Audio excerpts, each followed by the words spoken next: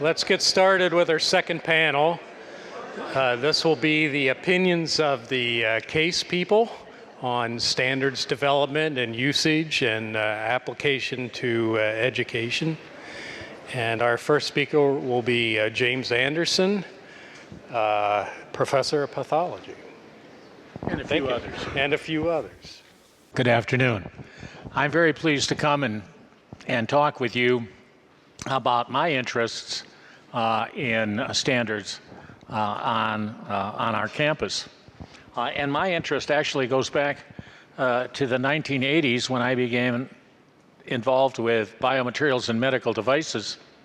And at that time, the only standards organization was ASTM that did anything with medical devices.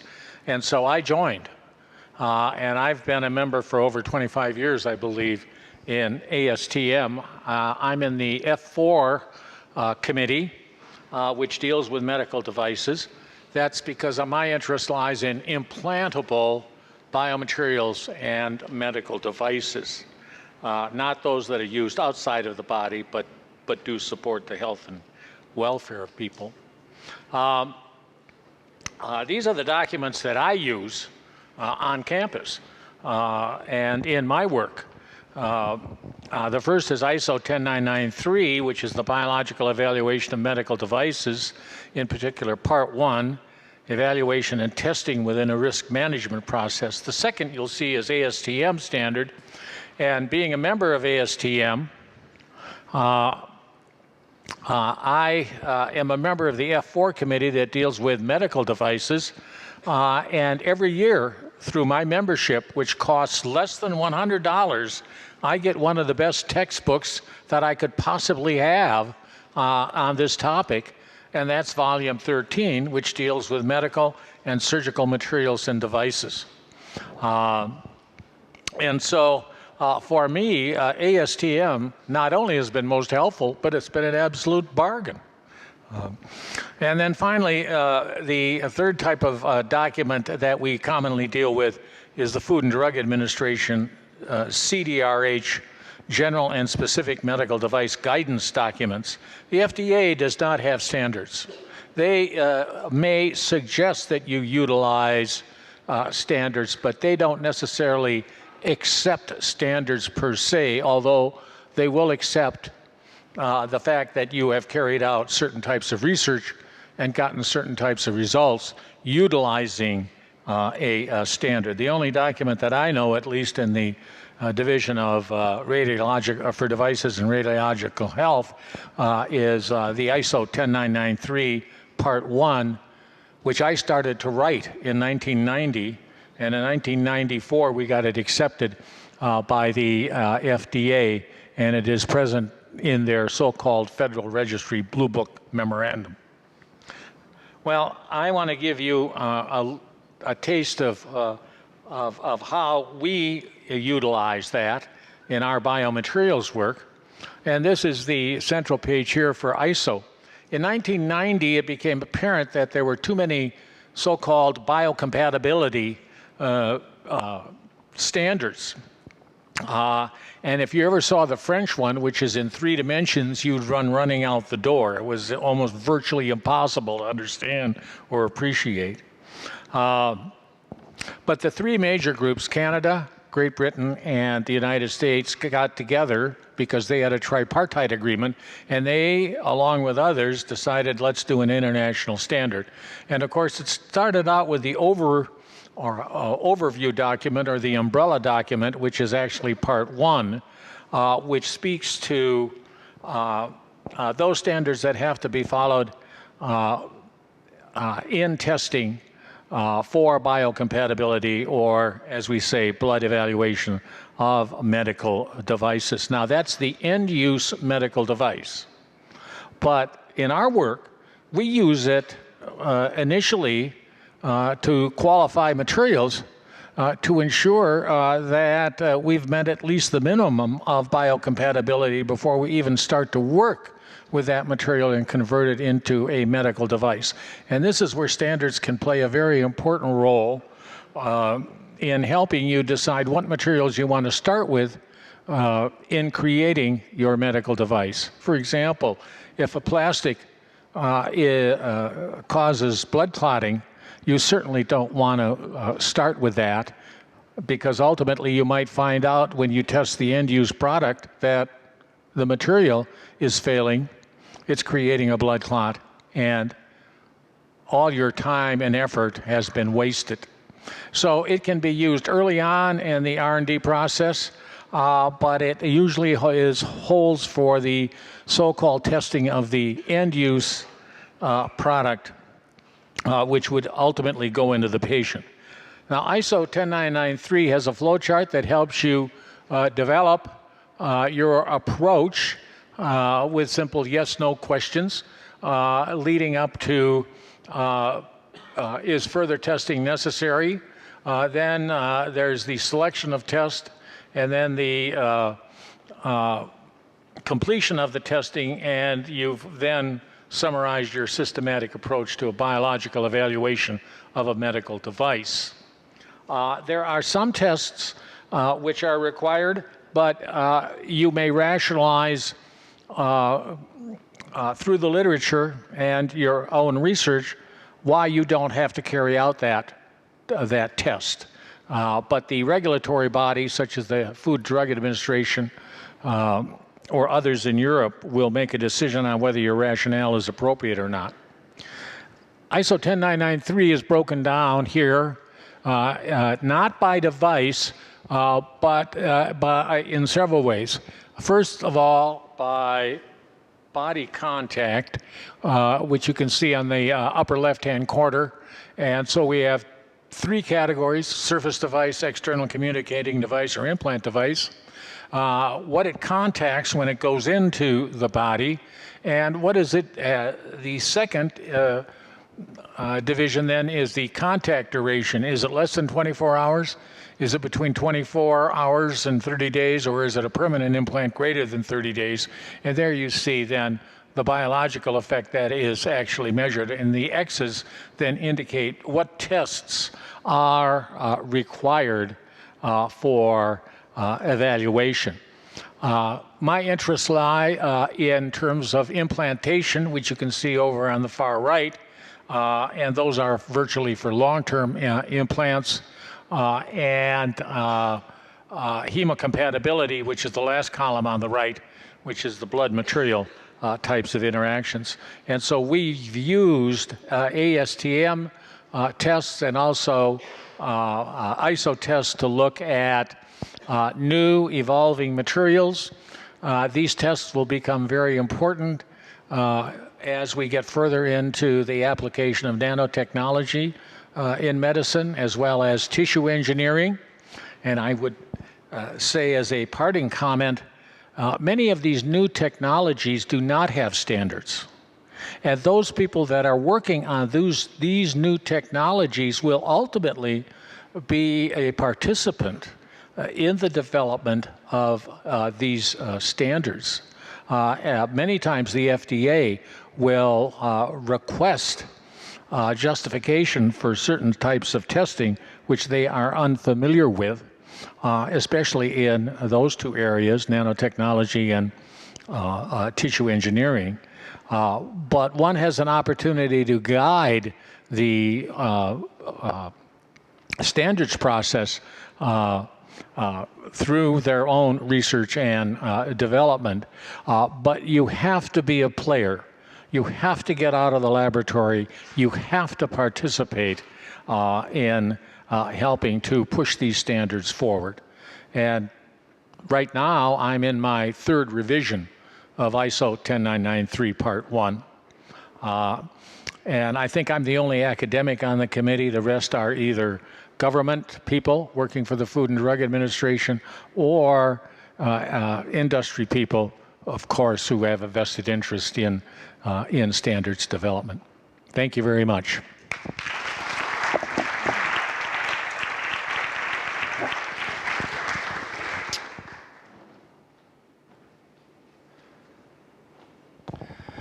Okay, our next speaker is Sunniva Collins, Professor of Mechanical and Aerospace Engineering. Thank you all for coming. And I know that many of you, I told you you had to be here, so I'm really glad to see those of you that are here. I have a slightly different point of view on standards because actually I lived and worked with standards for 18 years when I was at Swagelok. So I try and bring that into the classroom. I teach design and manufacturing, and many of you have had me for those courses, so you know that I bring up standards as something that are very important in the ability to manufacture a product or a process or a service and then be able to sell it in the marketplace. Because if we don't meet the minimum requirements of standards, quite often what happens is there's not an opportunity to be able to sell because it doesn't meet those safety requirements that are out there. So I'm going to move forward on this. So let me just talk about my experience with standards at Swagelok and why I bring this up as an important aspect in the teaching that I do. Swagelok, for those of you that don't know, it's among the top private companies in the United States. It would be in the Fortune 500 if it were a publicly held company. Currently, it has about $2 billion in sales and over 3,000 associates worldwide. It does manufacturing, distribution, and technical work all over the world, and it serves a lot of different markets: oil and gas, semiconductor, analytical markets, chemical markets. So basically a wide variety of places where the Swagelok tube fitting is used. Now, I don't know if there's a laser on this, is there? All right, I don't want to point this in somebody's eyes, so I'm going to let Brad figure it out first. Okay, Swagelok's major product is this tube fitting. How many of you have used a Swagelok tube fitting?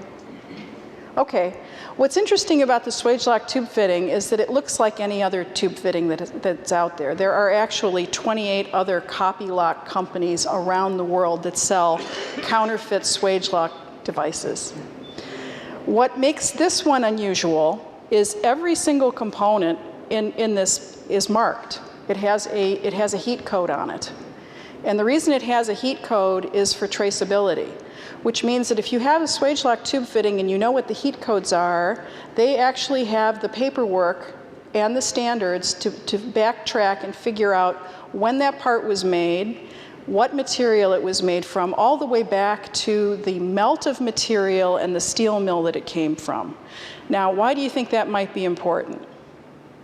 It's important because it's a requirement if you're going to sell into the nuclear industry. It's important because it's a requirement if you're going to sell to the Department of Defense, because they want to make sure that the metal that gets used in products that go onto military hardware comes from friendly countries. So all of this, it's actually kind of built into their system. So one of the things that I learned early on was that I really needed to learn about standards and how they affected the product and the ability to sell the product into different markets. The other thing about the Swagelok tube fitting is, you know, I think there's 5 different components to it, and there's actually an awful lot of engineering in it. I'll talk about that at another time. But basically, when I was there, I had a lot of different interesting interactions with standards, and I'm going to go over that on the next slide.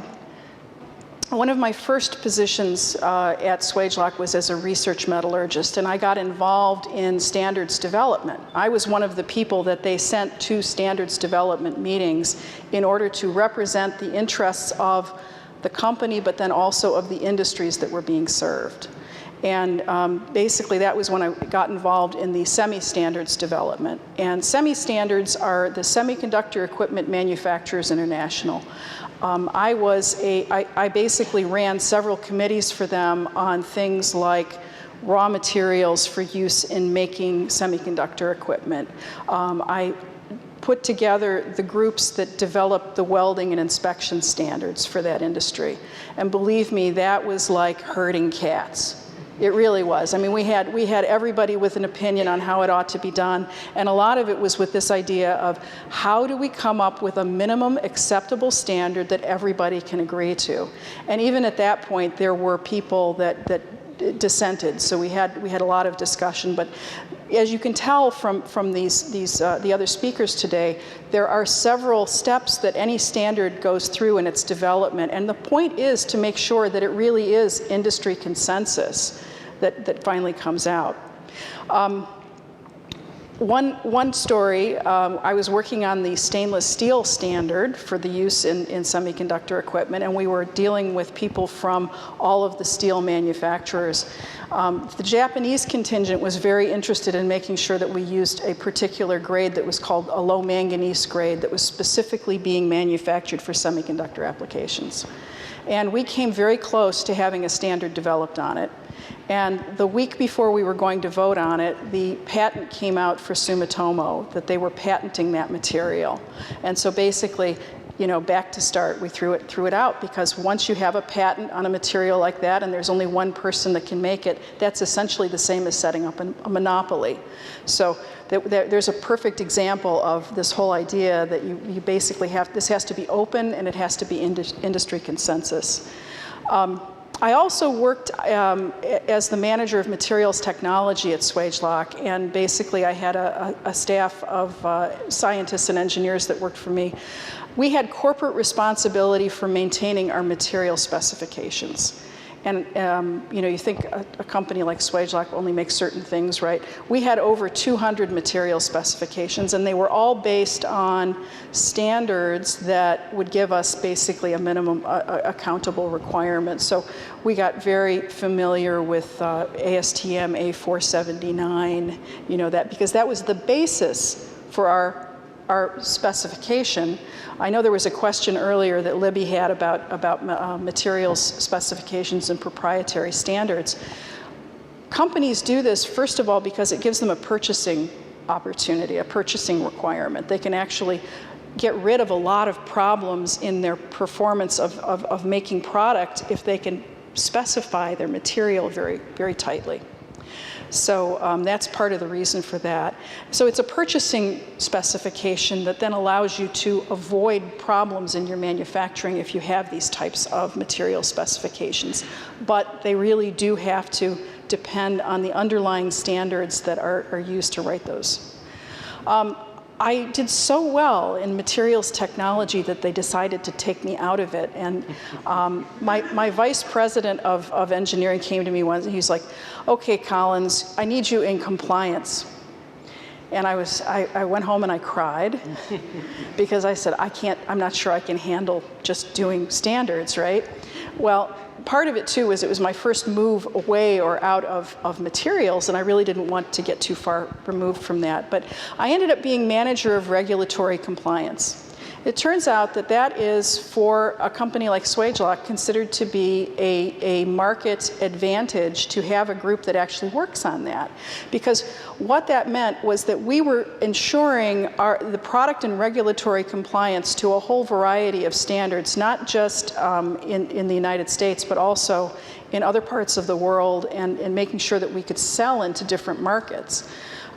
Sometimes it's things like being able to specify that you can get to a certain temperature range and all of a sudden an entire market opens up. Or you have the certifications that say that, yes, we comply with these particular requirements, and then you can sell there, whereas your competitor may not be able to. Now, you'll notice that I said here you've got 30 associates. So basically, we had a lot going on with that. So you can see that's a full-time job for 30 people for a company the size of Swagelok. I was also working on sponsored research projects. So was the principal investigator, and basically we had standard materials and test methods for reproducibility. So when I put together my test plans for my research, I was using ASTM test methods and standards so that basically we could reproduce the data. And I have one more slide that I'd like to show. I know, I'm over time, right? This basically is to give you an idea of what standards can do. On the left, we have basically the different sizes of chips and of wafers that were available. And when I started working at Swagelok, I think it was the 200 millimeter was the standard, and we were working toward a 300 millimeter and then to a 400 millimeter. So basically getting larger and larger wafers. Secondly, on the other side, you'll see this graph that shows feature size that's capable. And if you start up at the top here and take a look at, say, 1995, which was about the time I started working at Swagelok, 350 nanometers was the size of the feature that you could get onto a chip. By the time I left Swagelok in 2013, we were down to 16 nanometers. I can tell you that this sort of evolution of feature size and then also the ability to make more of the same thing in, so larger quantities and smaller dimensions only happens because of people applying and using standards. So this is all about the idea of how do we meet a market. We have to make sure that we bring these improvements in by making sure that we've got the right standards in place. So that's just a quick overview of my experience with standards, and I'm happy to hand it over to somebody else to talk about now. Thank you.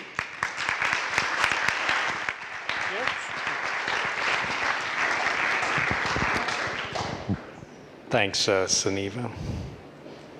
Oh, this isn't working so good, is it? Oops. John Lewandowski. Thanks very much.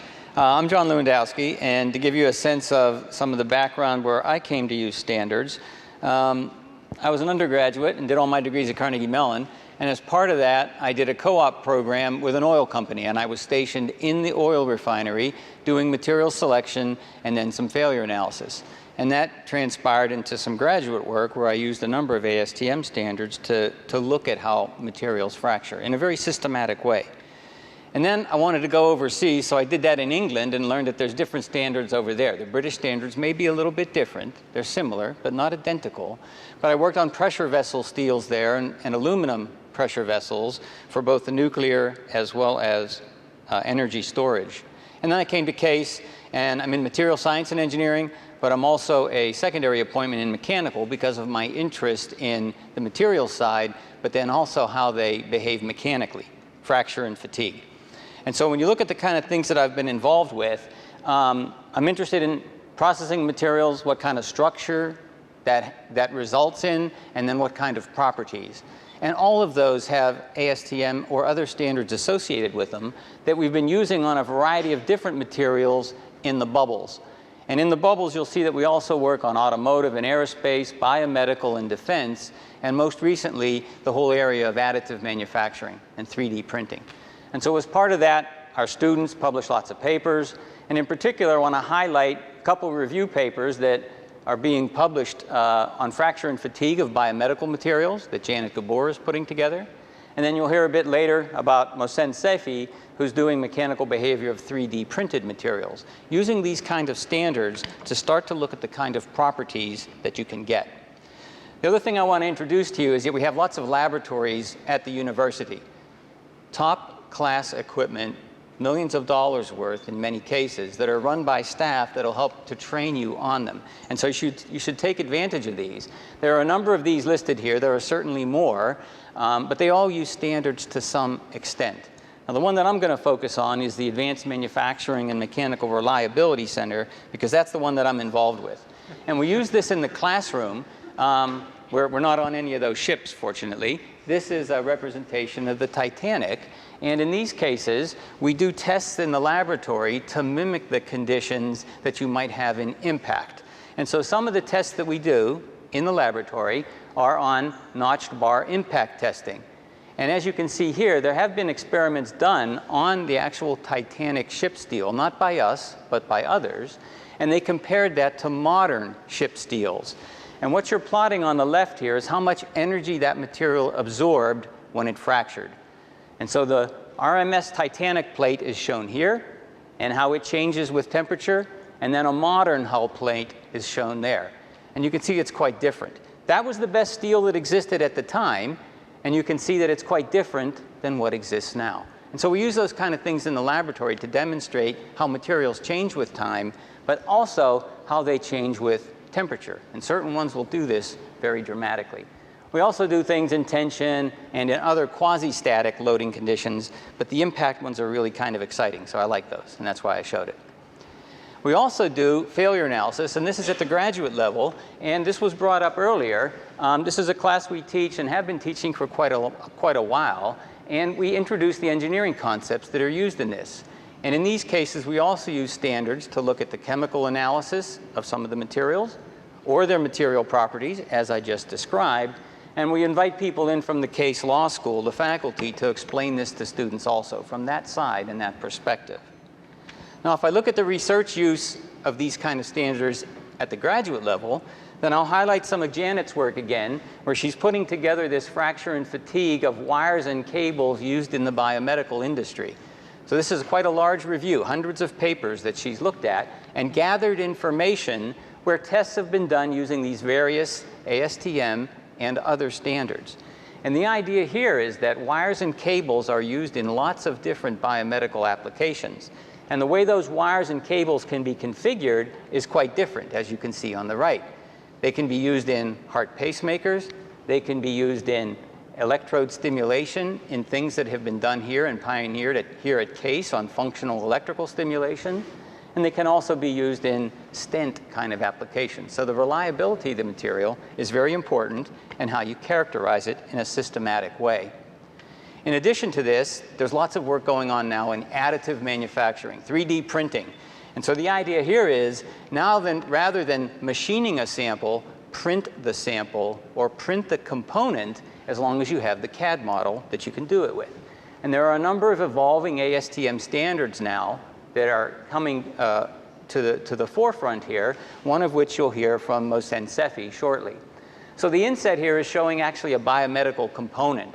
And the idea here is as long as you have the CAD model, you could build this layer by layer by selectively melting powders in certain regions and then build up that structure. This will continue to go through, as you'll see in a second.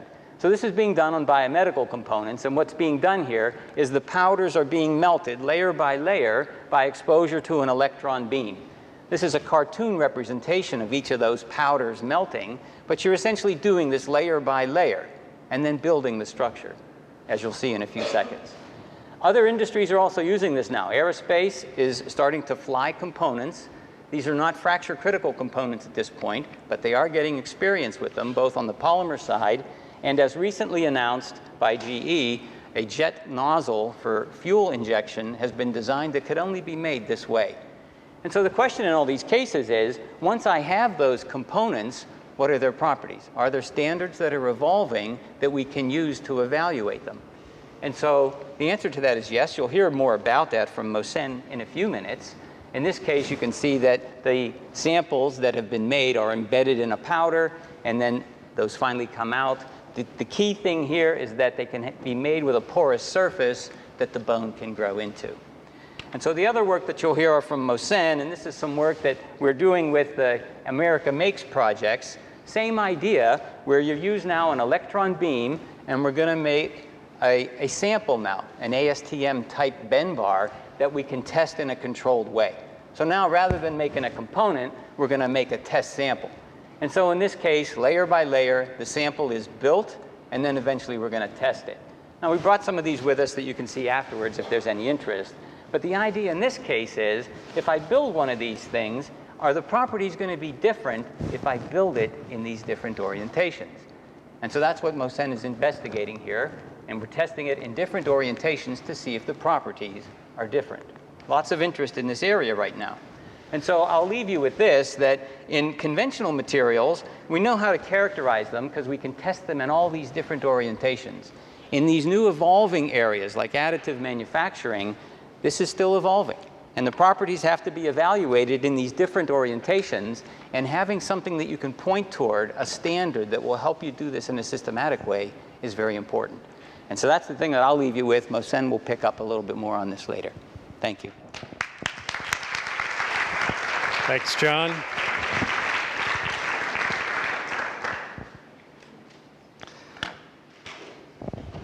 Frank, you're up. Is this working? Yes? Yep. Okay. Okay, very good. Okay. Let me just go right ahead here.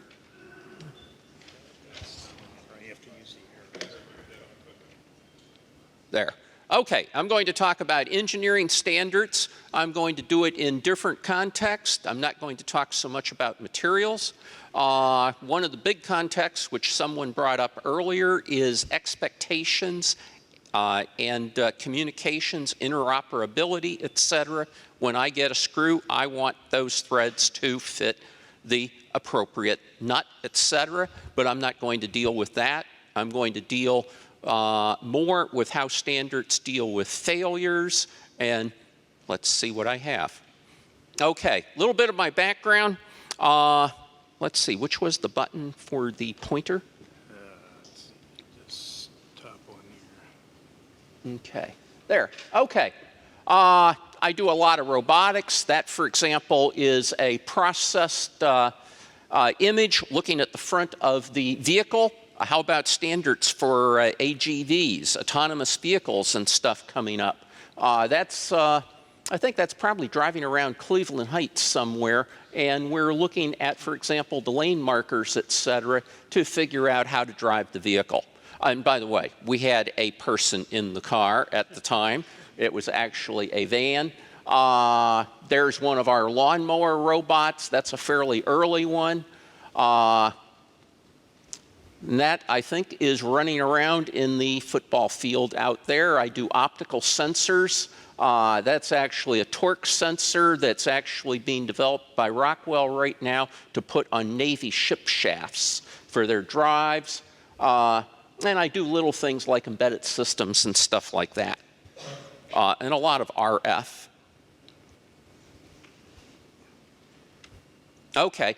I'm going to concentrate on the teaching side of things. These are some of the things that I teach, but the big things I wanted to point out is where we bring standards in, at least into the stuff I do. Freshman course, the engineering of things. Senior capstone, we heard a discussion about that. That's a great place, and the accreditation people want us to bring standards into the design process, okay?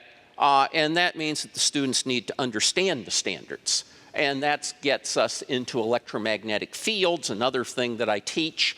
Wireless would get into interoperability and expectations of communications. So, where do I use standards?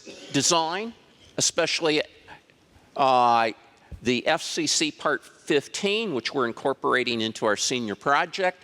And I do a lot of forensic analysis.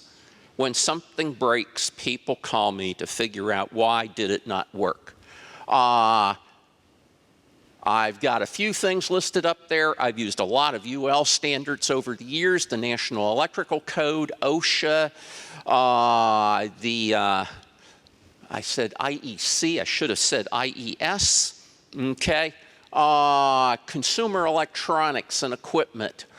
Drip coffee makers. I'm one of the world experts on deep fat fryers for fast food, okay? I know the secret codes to operate everything at Burger King and McDonald's, okay? Fluorescent lighting, Coke cars, industrial heating, electrical distribution, not so much transmission, everything below 66 kilovolts. Laser systems, ladder logic, hardware failures. There's a lot of stuff out there, and part of our responsibilities, and I heard it earlier, is the protection of the public. There's an awful lot of that in our standards, and we, particularly in the training of all engineering students, need to be aware of those. Okay, where do we have it in our EE curriculum? Some of it is very overt, and some of it is very subtle. Okay, 210. That's our first circuits course. It depends on who teaches it, but I do get into stuff equivalent or related to the National Electrical Code. Conductors, conductor losses, wire heating, okay?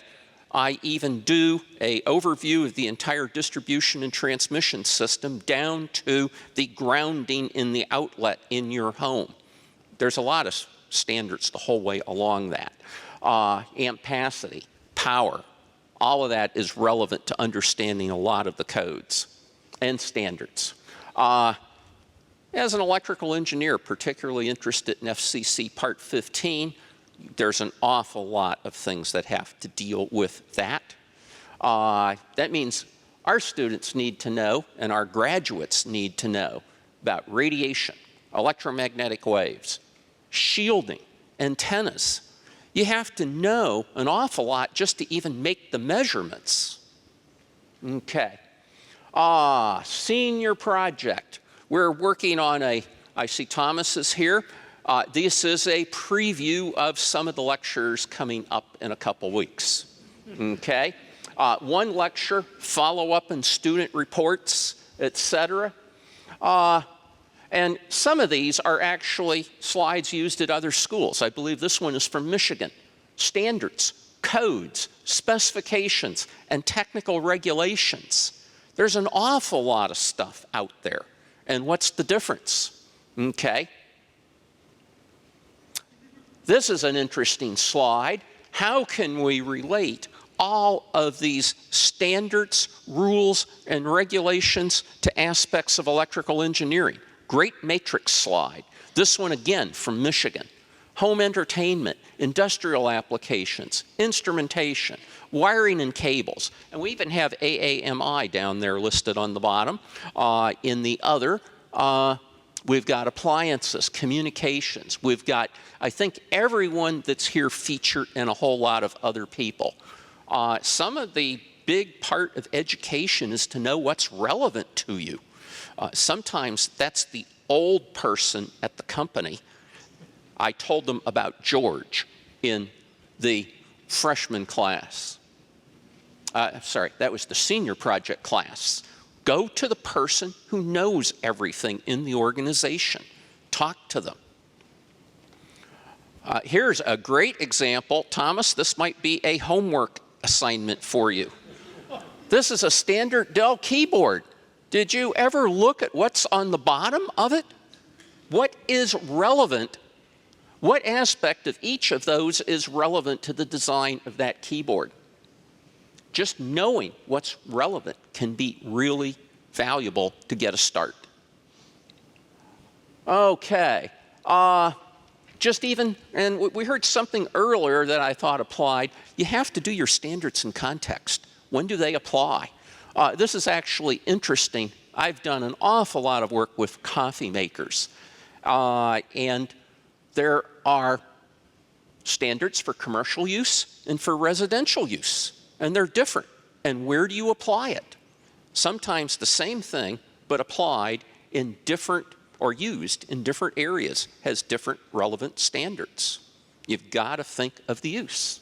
Okay? And what Keurig says is that if you use a personal one, like I know that many people have their K-Cup coffee makers in their office, Keurig will not support any warranty on that and says specifically, you may be liable for property damages or personal injury resulting from the improper use of that product. Do you have one in your office, John? Not anymore. Okay.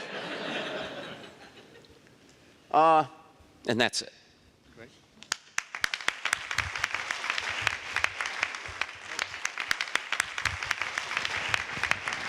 All right, Mosin.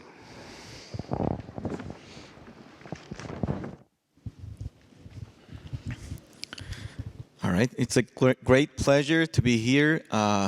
We heard a lot from various organizations and also faculty standpoints. So I want to give you my standpoint. I'm a PhD student. I joined Case Western in 2011. And I'm working with Professor John Lewandowski on fracture and fatigue of materials. We do lots of mechanical testing, reliability testing, and what I want to focus on is some of the standardization needs for this technology that you heard about, additive manufacturing. And so there are lots of activities going on around this technology, as you heard. And but there are lots of needs for having new standards around this technology. You see here in this slide some of the prototype parts that was made through this technology. For example, we see some brackets, some blades, all of them was made through additive manufacturing. You see also some standard samples, bent bars, and other geometries to do some mechanical testing and qualification. Because when we have a new technology, we need to have lots of lots of qualification and certification to be able to qualify that particular item to be in the service. So let's look at some trends and see where is this additive manufacturing actually is being used. So we see lots of applications in automotive. We see lots of application in aerospace, defense, production, entertainment, consumer products, and we see it all over the place. And as you see in this video, ASTM standard basically defined this in F2792, which is a standard for terminology for this technology, defined it as a making 3D objects layer by layer from a CAD model.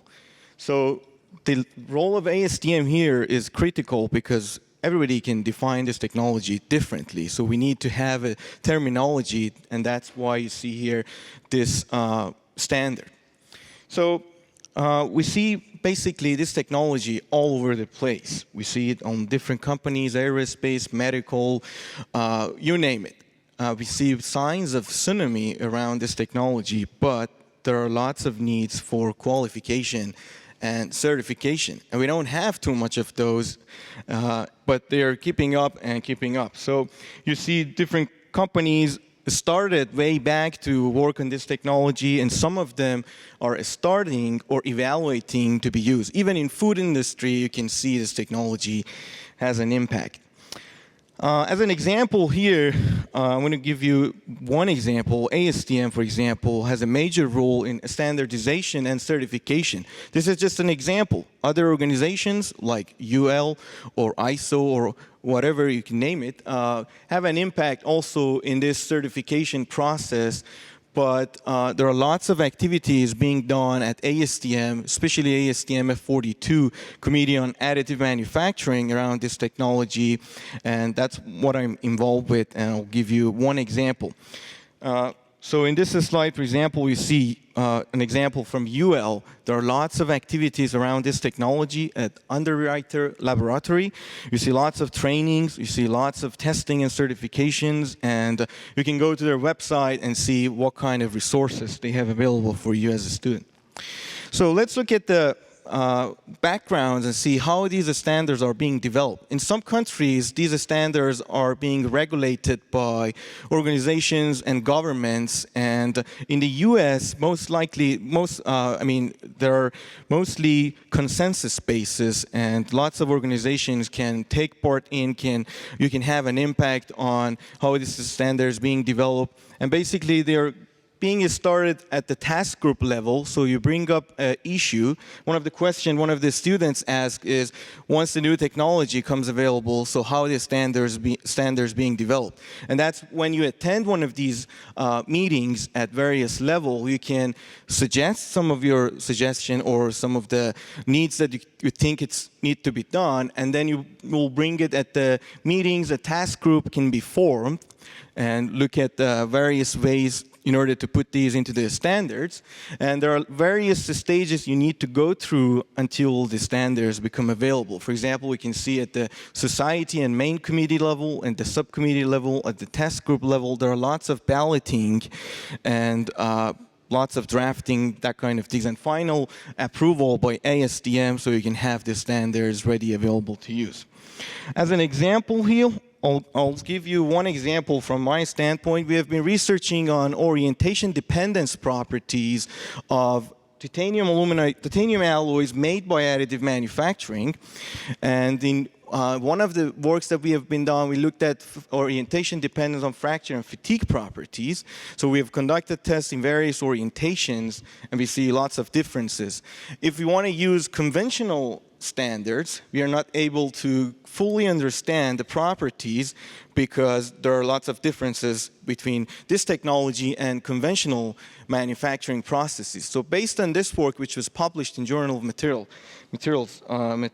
actually, there was a work item that was registered. This work was presented at ASTM 42 last January, and due to significant amount of interest from various organizations, there was a persuasive decision to move forward, and the task group started to register this work item, as you can see here. And I was assigned to be a technical contact for this standard in order to move this effort forward. And more recently, there was a presentation in Berlin in DIN, which is a standard organization for Germany, around this work. And the first draft is going to be available quickly so people can look at it and then move forward. So as a student, how you can get involved? You can, first of all, as an example here, I have ASTM, but you can obviously join whatever organization that you can think of, and you heard from 5 or 6 of them here. You can get free membership from almost all of these organizations, and you can attend committee meetings, almost always free. And you can access to project grants, a scholarship, and lots of other things. You get to know lots of key people in the field that you're interested in, so there are lots of networking opportunities. You get visibility, you will make your resume, and you learn about the standard development and lots of other things. And also you can get access to lots of training and webinars through this, for example, ASTM website, and there is one webinar that I gave, and you can access to it. And I'll finish here with one last comment. If you want to get out of the college with having something in your back of pocket or make a difference, join one of these organizations. You'll get a chance to give input. You'll get a chance to make a difference. So with that, I'll stop here. And I'll thank you for taking time to attend this workshop. I don't have time to show this video. You can download this video from the presentations and learn more about this. Thank you.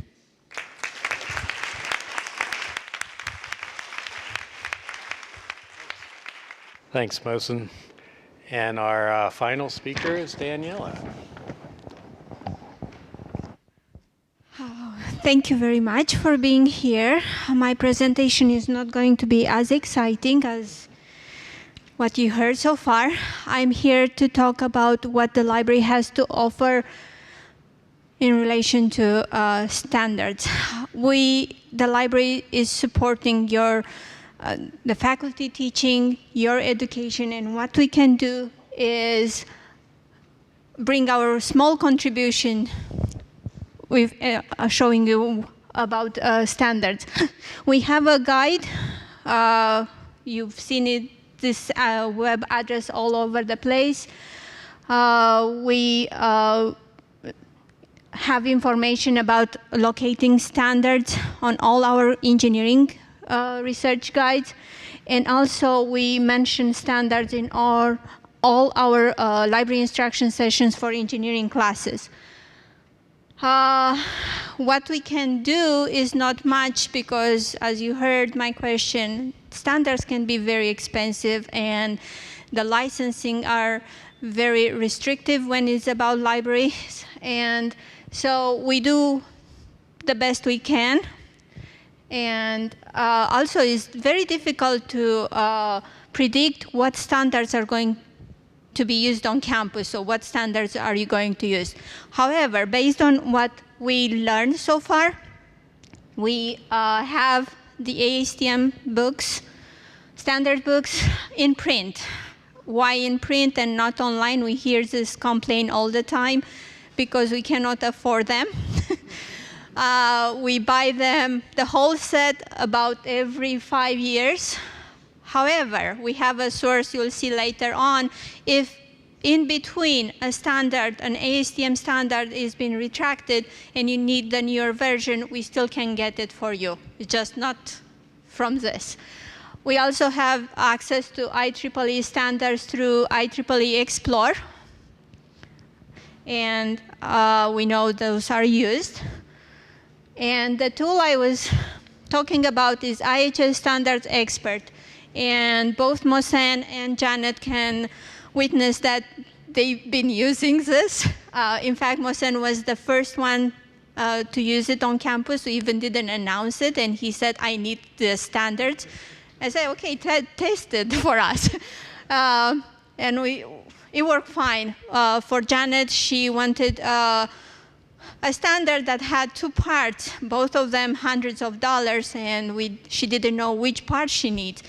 I worked with IHS, and we figured out which one is the one she needed, and we ordered just that, so we saved some money there. It is to be used for any other standards. So anything you may need, you can log in to create an account, log in, order yourself. We monitor it. We don't want to order ASTM standard just because you are lazy and you don't want to come to the library, or IEEE standards. But other than that, we'll accept everything. And again, how to create this account and how to use the website, this database, you have a guide. We like these guides a lot, right? For help, you can contact my colleague Brian Gray, that's the other engineering librarian, or you can contact me. We can work with you. I'm sure many of you are part of, I don't know, engineering student groups, and you do all kind of stuff, cool stuff.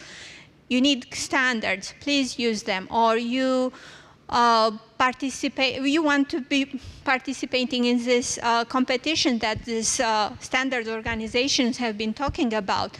We can help you with those standards, find them, and that's it, find them, you use them. And I guess that's it. And I just want to thank everybody for being here.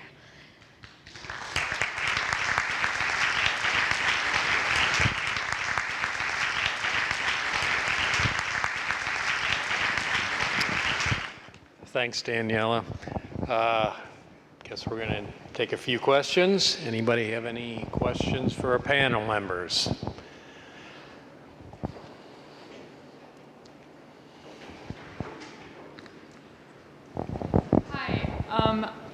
Not particularly relating to standards directly, but the data you collected on the anisotropy of the 3D printed parts, the metals, is that available to be read and looked at anywhere? Like, have you made the data up in a place you can look at it? Yeah, basically that paper is available right now, but the standard, you can download it. The standard that is being developed is in the draft stage. It's going to be available sometime after go through various stages and approval. So once that comes out, then you can access it. But we're working also on other papers that are going to be published so people can use it. Just one comment here. This paper came out about 5 months ago, and so far from the statistics that we got, it was viewed and downloaded more than 600 times, which is usually it's not the case. So there are lots of interest in it. Thanks. Mm-hmm. Thanks. Maybe I can add something to that. So in many of our cases, the work that we're doing is sponsored by government agencies. Could be NIH, could be Department of Defense and others. And that information has to be, in many cases, made publicly available. And so often that's submitted to the agency, and then it's available to the community, as long as it's not sensitive information. In this case, it was published, but in other cases, data that's generated is also available. Other questions? You're letting them off easy. Come on. That's,